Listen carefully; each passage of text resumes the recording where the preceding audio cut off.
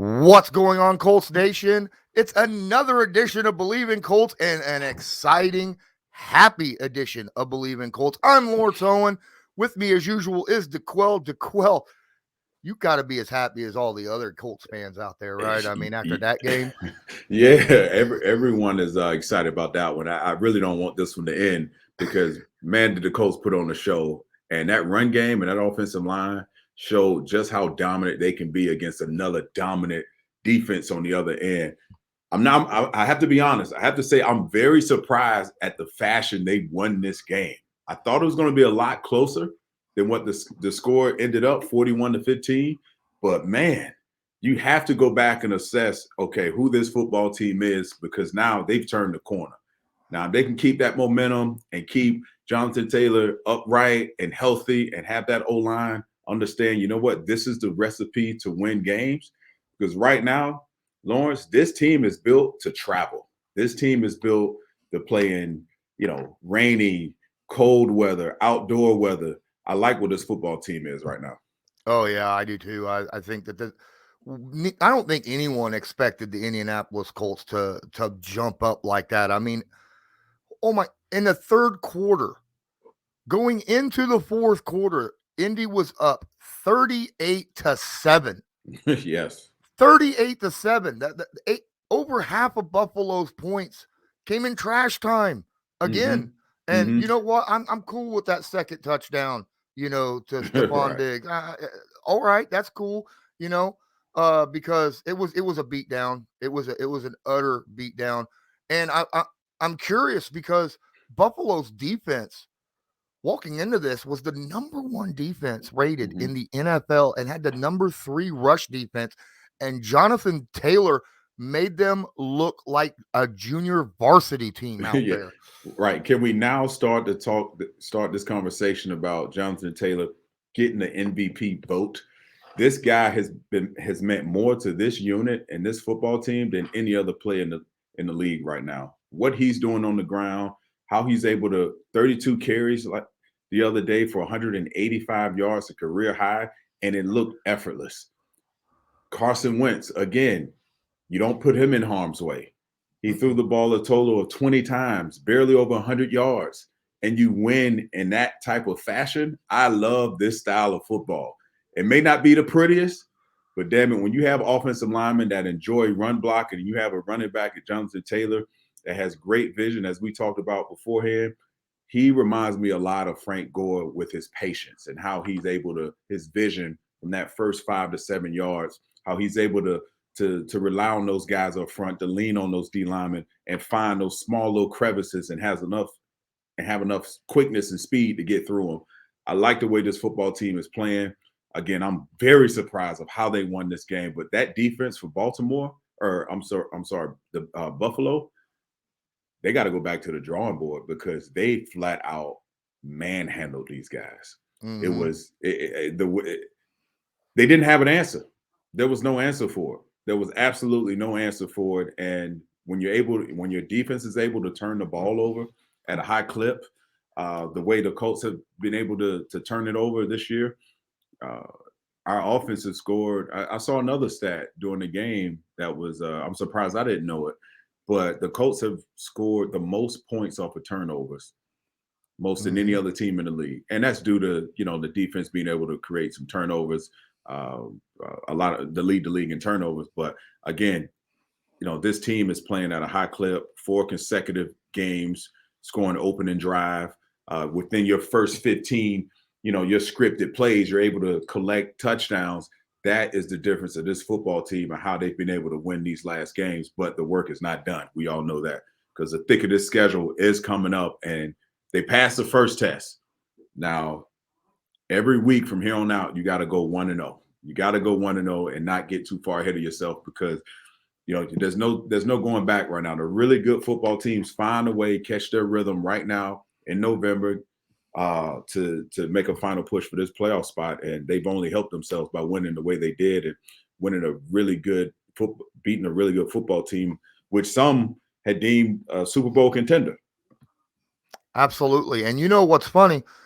Before this past Thursday when we did our breakdown of the game, we were like, we saw the over under at 50.5 points for total points of the game. And both of us was like, that's easy money. Easy money. That's easy money. Guess what? They scored 56 points on the over. So if you took our advice, congratulations. You put some money in your pocket. Speaking of putting some money in your pocket, bet online. It's Thanksgiving, and we all know what that means. Football. All right. And nothing goes better with football than turkey and betting. Bet online has you covered all holiday seasons. More props, odds, and lines than ever before. Bet online remains your number one spot for all sports actions this Thanksgiving.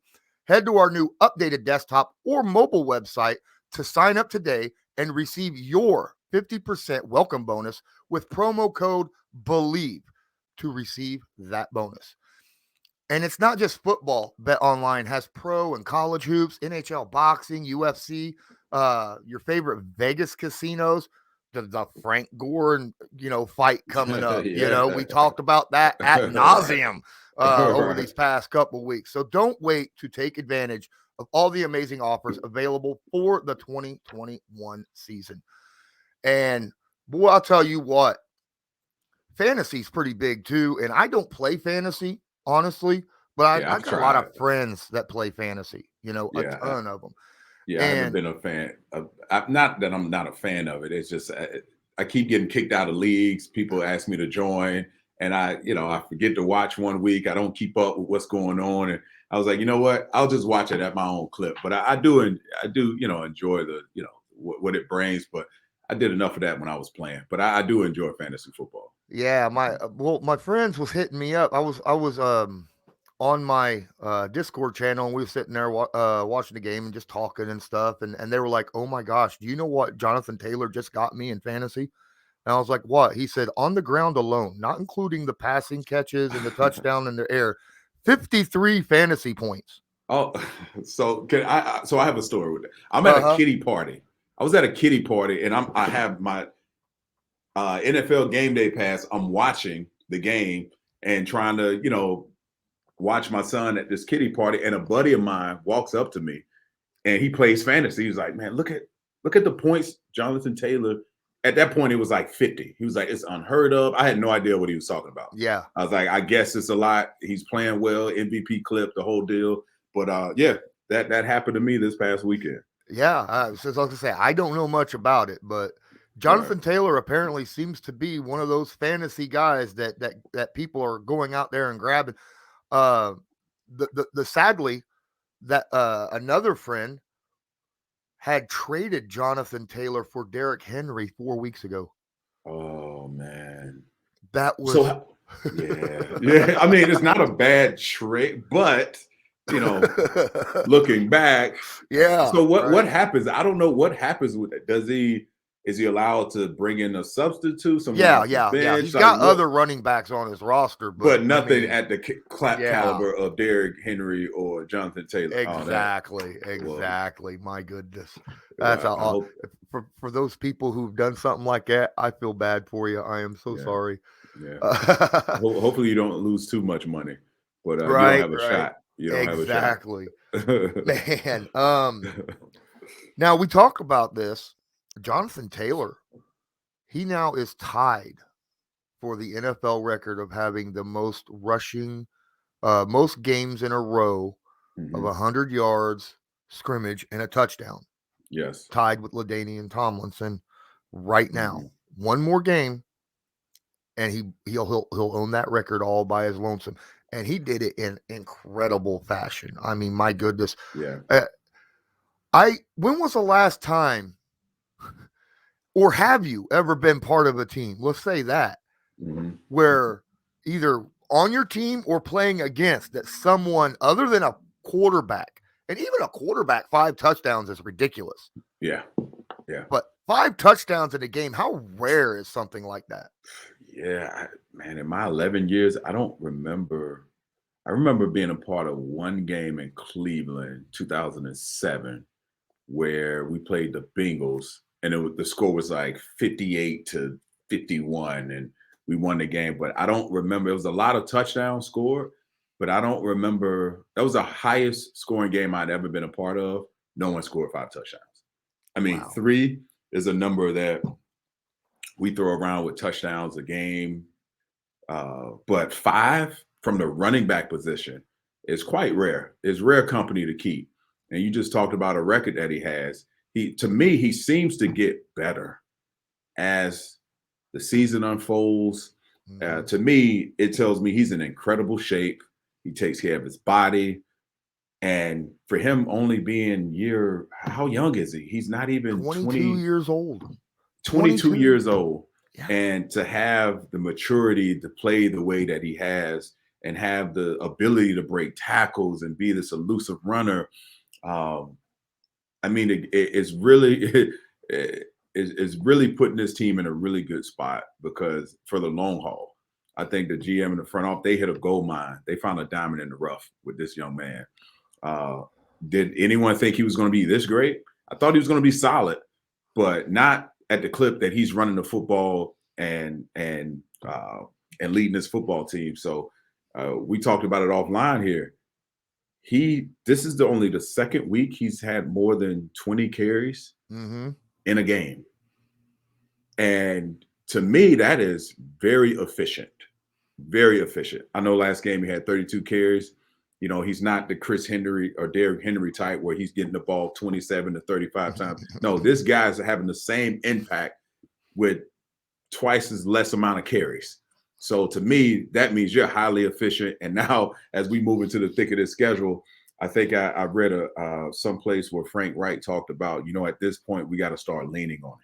He deserves at least 20 touches or more during the game.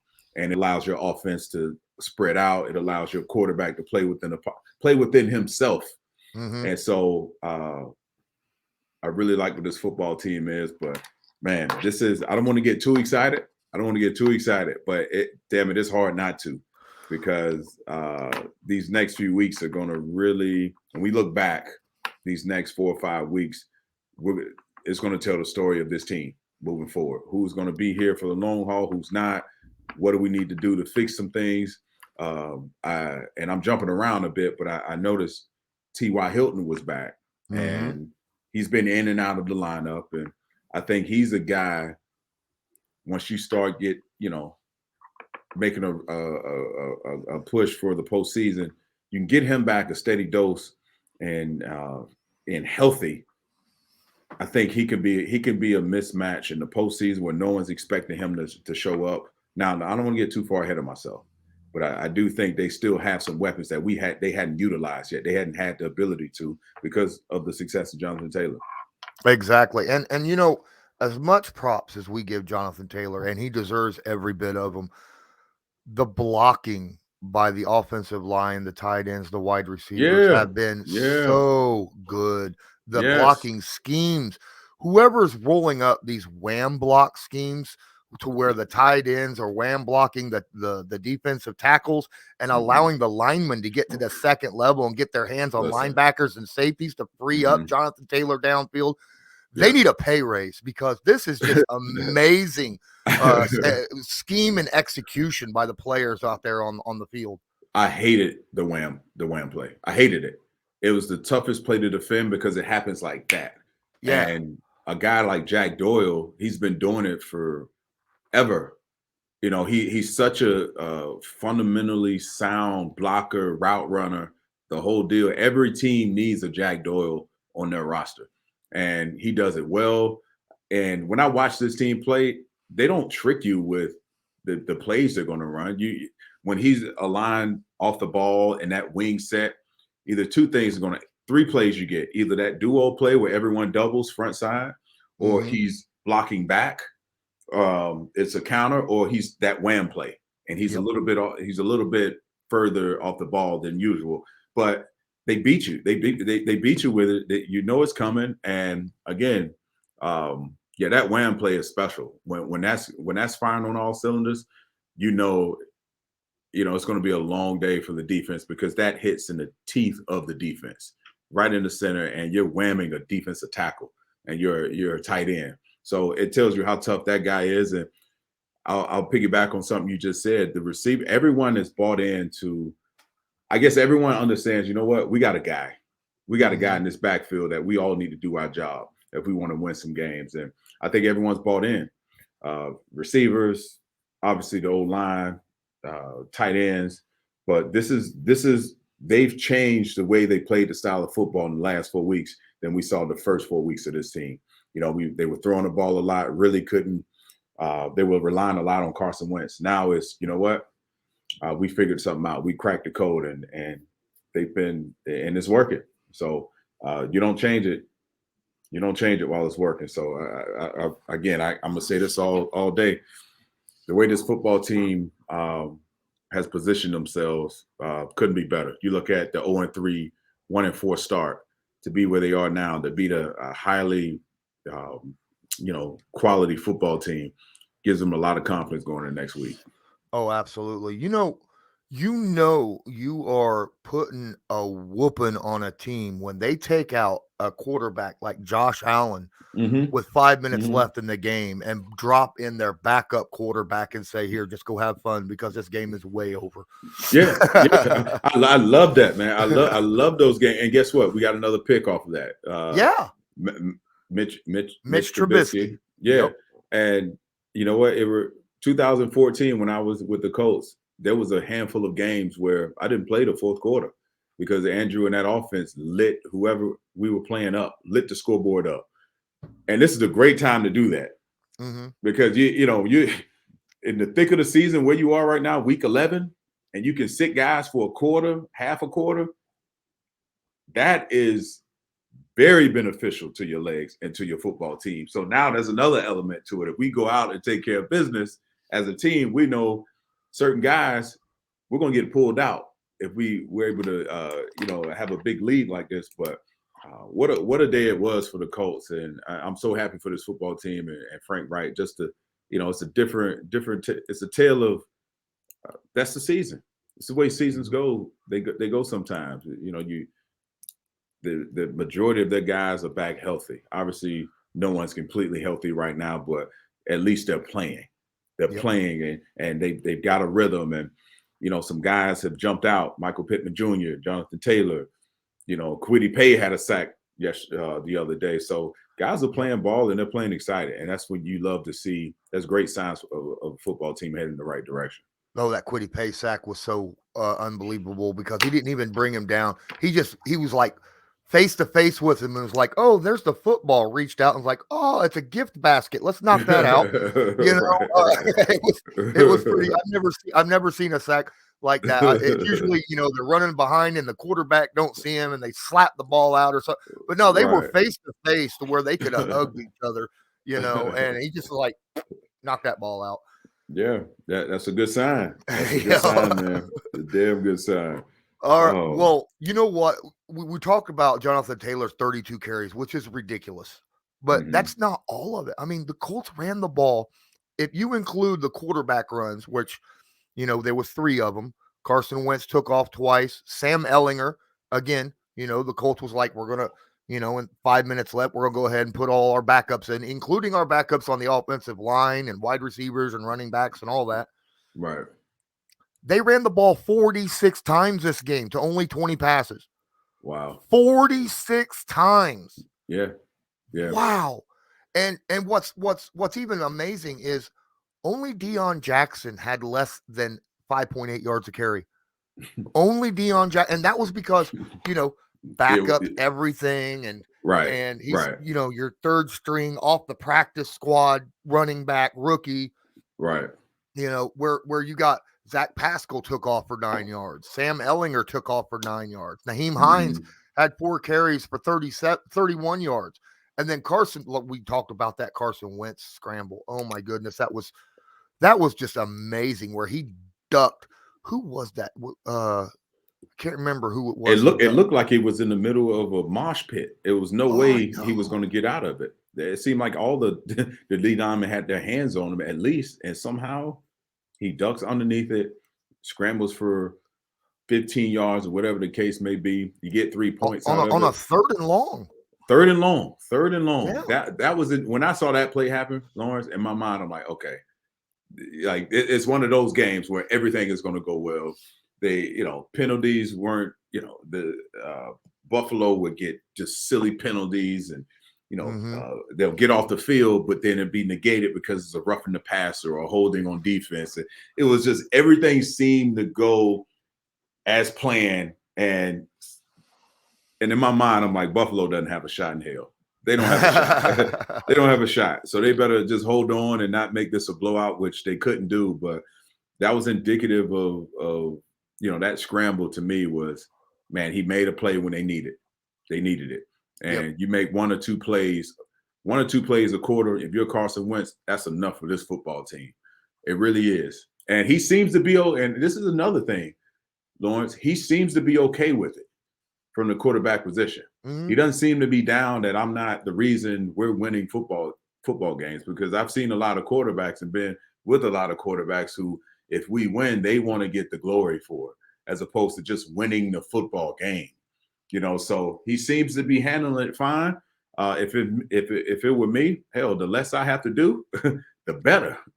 So, but it's proven to be a recipe for this team to be able to travel. This team is built to travel, built to the right way. I mean, I guess I may be a little biased, Lawrence, but I love the teams. To me, obviously the NFL has changed, right? It's a pass happy league. We understand that, but the game of football doesn't change. If you can run the football, it like they did in the old days, in the postseason, when the weather, the snow is coming down, the rain, and you're not playing indoors, it's a crappy weather to throw in. You got to be able to play really good defense. You have to be able to run the football, and the Colts have that at least. And they do have a guy, Carson Wentz, that can make some throws, given the opportunity. But right now, let's get into the dance first. Let's play the way we've won these last 4 weeks. Let's get into the dance, and we can throw in a wrinkle here and there. But it's going to be interesting to see this football team, how they manage down the road, and how they bounce back from this huge victory, because this is a big one. Oh, yeah, it was definitely a huge victory. And just to go back on that Carson Wentz scramble, I don't know how you felt, but when I saw him slide feet first after that scramble, that's the first time I've seen him slide feet first ever. He's always went head first and dove.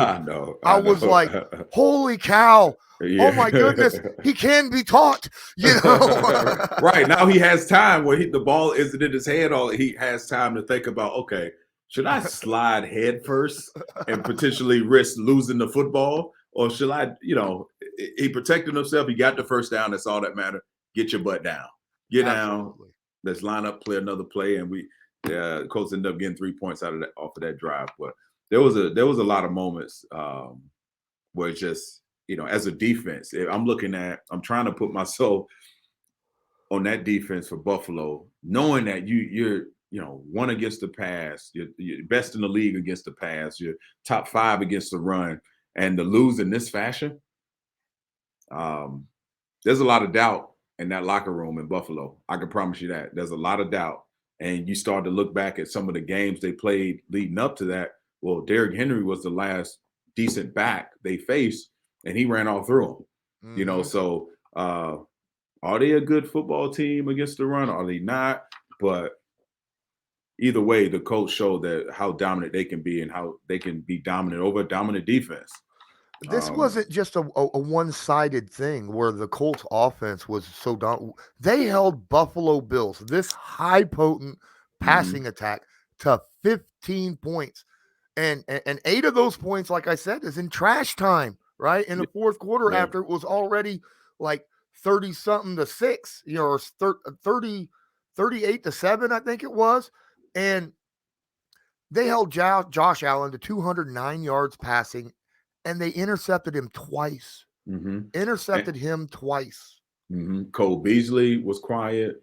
Stephon Diggs was quiet. Emmanuel Samuels was quiet. They managed to keep a top-tier offense in check for most of that game. The only player on this team that had more than 27 yards receiving was the tight end. And I said that I was like, the tight end, Dawson Knox, might have himself a game. Yeah. Because the Colts really haven't been very good against tight ends this year, especially over the seam right behind the linebackers in that zone. Yeah, And that's you mentioned something else. I didn't mean to cut you off there, but go you ahead. mentioned something else before we started taping here was the pick for Moore. You know how we have to give credit when credit is due. When Xavier Rhodes, who um, has been up and down this year, he was in the right place at the right time. He had great coverage, was able to get his hand on the ball, which turned into an interception by Moore, and it was a heck of an interception by Moore, by the way, to tip it to Hmm. himself. Yeah. Uh, but again, the guys like Xavier Rhodes, guys like Darius Leonard, all their guys are showing up and making plays. And that to me is a sign of a really good football team moving in the right direction when everyone is contributing. I thought into this game, all three phases were going to have to make an impact somehow, some way. They got a turnover on the kickoff return, which turned into points early on. Um, obviously we've talked at length about offensively how they were able to move the ball down the field and dominate the time of possession.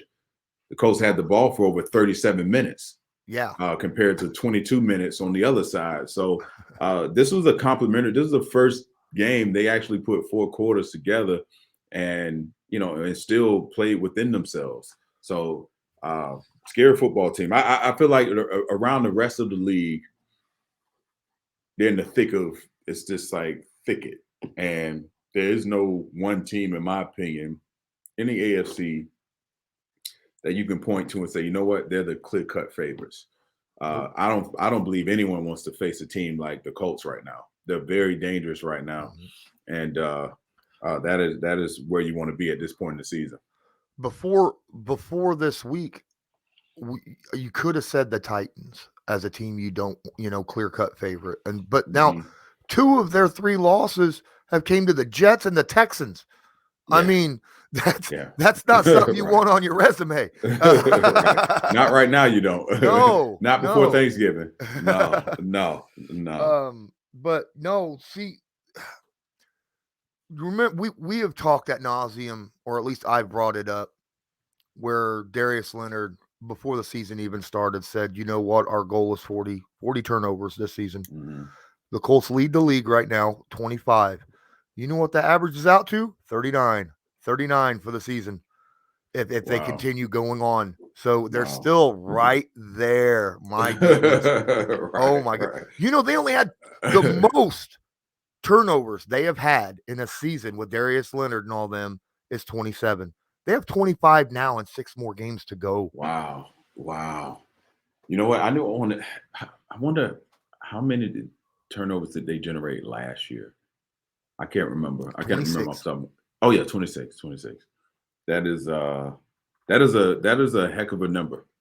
That is a heck of a number to strive for. And 40, I know this. I'll never doubt Darius Leonard ever again when it comes to turnovers, because Right. this football team has been able to manage these type of turnovers when they're just a game over 500.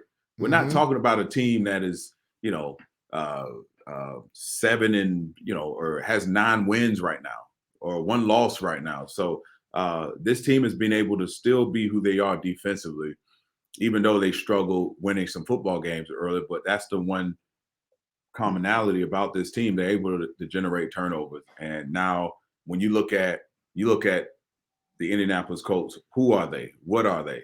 You should be able to identify what a team is at this point in the season. And I think we could tell you who the Colts are and how they're going to win football games and what they do best. Um, Defensively, I love the way they were able to Josh Allen, when he scrambles to his right Mm-hmm. and extend plays, that's where he can hurt you. With Cole Beasley and Stephon Diggs, those guys being so quick twitch guys, they play well off of him. But I heard it in the broadcast. The broadcast, I guess they had interviewed Eberflus, and he mentioned about making him escape to his left, Mm-hmm. that he wasn't as effective escaping to his left. And you saw that early on in that football game, Mm-hmm. and you couple that with the league they generated, and now they're playing, left-handed, if you will. They become off script, and now they're just scratching to be in the football game. And obviously, they weren't able to keep up until the trash minutes at the end of that football game. But Eberflus had a great plan going into it. I didn't think he he did anything, outside of who we thought they were, and that formula ended up, working for him. I have been complaining so much this season about when the Indianapolis Colts get up by like 2 or 3 scores in the second half and Eberflus drops into that stupid soft ass zone defense and allows teams to come back. And I tweeted this out. I was like, if by some miracle the Colts get 3 scores up, he better not do that, because you can't allow the Bills with this kind of high flying offense to be able to come back. He didn't go into that soft zone until late in the fourth quarter.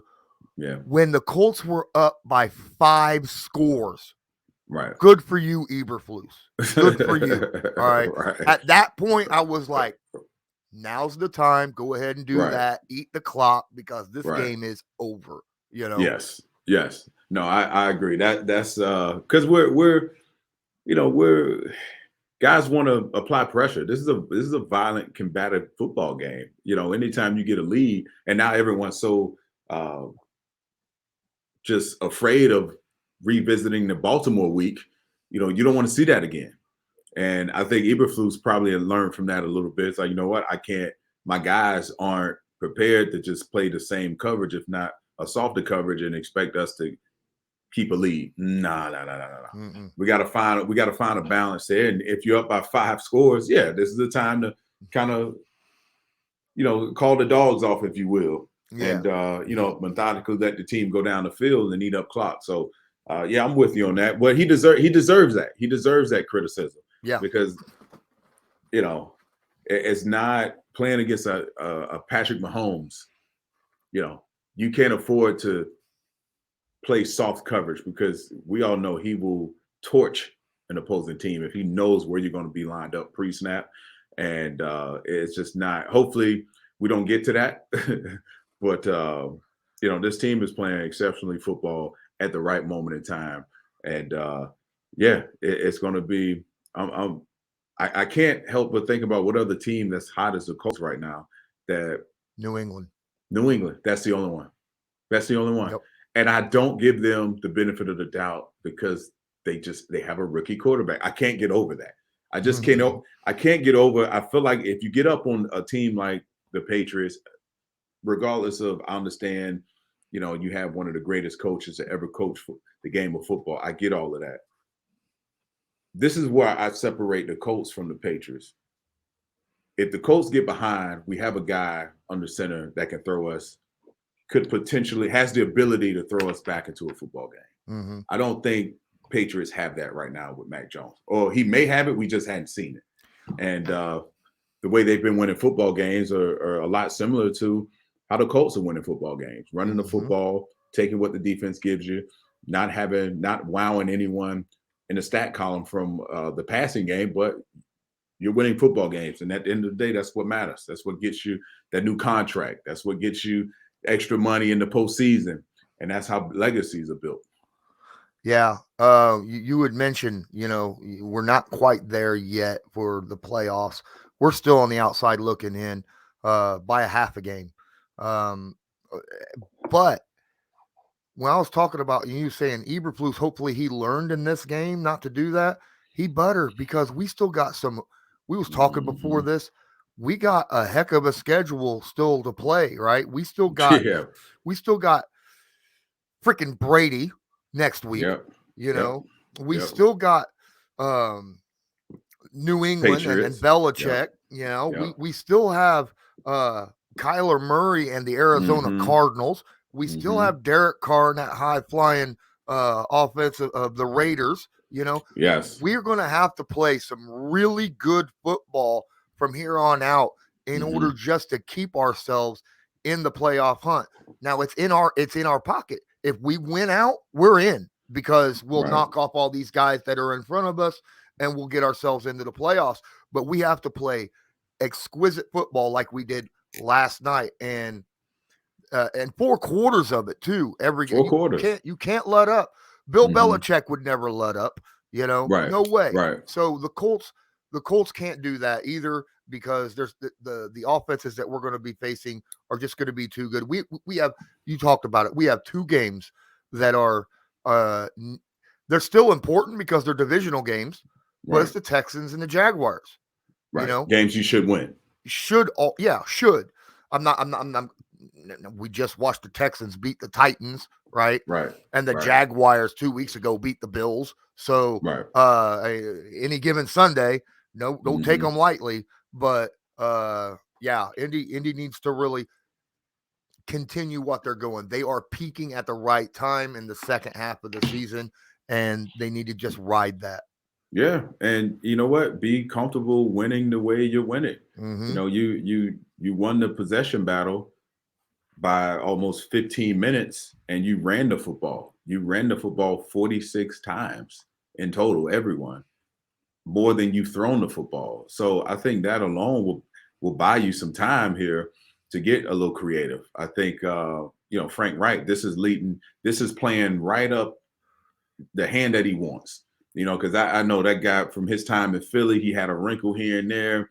The goal line, when you're in control like that, now those creative plays become harder to defend. And what I was looking for during that game was, okay, are you going to work on some things that you normally wouldn't typically run throughout the course of a game, just to throw the next opponent and the other opponents down the road off, just to give them one more thing to game plan against? And I was looking for that. Once you get a big lead, now let's throw in some plays that we normally would not call, just to show it on film. So, the Raiders, the Cardinals, the Patriots, the Bucks have to game plan for. And that's just me just overthinking the game a bit. But this team, again, I'm gonna take the words out of your mouth. This team is peaking at the right time, at the right moment, and the way they won this football game stunned the hell out of me. And I'm sure it stunned everyone but the guys in that locker room, because they went out and did it and they believed it.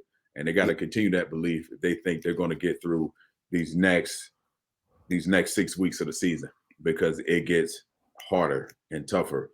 And Frank Wright said it after the game. Even though this is a big game, it's an important one, but winning one big game doesn't make your season at this point. You gotta continue to build off of it. And hopefully those young guys in that locker room can reflect what happened and what the conversations were like in the locker room, what the mood was like in the locker room, what people outside of that building was talking about with this football team within the first 4 weeks. They can use that energy and that motivation and place it, so they know, what, we've gone down that route. No one's really expecting too much of us right now. And they've slowly changed the narrative. And now we're talking people on this team being in the MVP race and, and breaking records week in and week out. So they've done it. They believed in it from the beginning. And you know what? This is going to be a dangerous football team moving forward. Yeah, I'm looking at Jonathan Taylor's stats. Currently, he is on pace for over 1,900 yards rushing, 2,300 total scrimmage yards, and 23 touchdowns. Oh my God! See, you know what? You know what? That's amazing. But you know what? Derrick Henry has put a damper on Yeah, I this know. guy. If you remove Derrick Henry, the 2,000-yard season, the guy.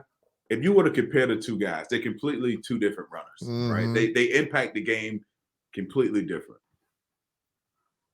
But it's like he's having arguably he probably have one of the greatest seasons as a running back with the Colts, and they've had some Hall of Fame They've had two Hall of Fame running backs. Oh yeah. And Marshall Faulk and Edgerrin James. This is one season to remember. You look at all the records he's breaking. These guys aren't the guys that he's competing with within the organization, are guys that played less than 20 years ago. These aren't dinosaurs, but this goes to show you the impact he's having, and he's so humble and likable, man. Oh my goodness, just a hard hat type of guy that fits the breed of what a Colts player should be and what they look like. Absolutely. You have any final words before we go ahead and finish this episode out? You know what? I think I'm gonna just repeat what I've been saying, man. I think the Colts fans have to show up for them against the against the Bucks. This upcoming week, Brady's in the house. No one likes Brady, no matter what jersey he's wearing. But embrace these guys. These guys have built themselves out of a hole, and they're right where they want to be. And the fan is exciting to watch, and it's going to be exciting to see the duration of the season unfold. Absolutely. Starting out 0-3 really put the Indianapolis Colts in a massive hole. Now, yes, there was excuses for that with injuries and new players and all that neat stuff, but they have really came out and played amazing football. They're 6-2 in their last 8 games. That is that's something to hang a hat on. Right. And it's good to celebrate after this type of win. But you got to remember, this is not the Colts Super Bowl. This is a step up that mountain, as Frank Reich likes to say, on the way to getting to where you want to go. So thanks again, guys. This is Bleav in Colts, brought to you by Bet Online. And I'm Lawrence Owen. That's DeQuell Jackson. And as usual, go Colts.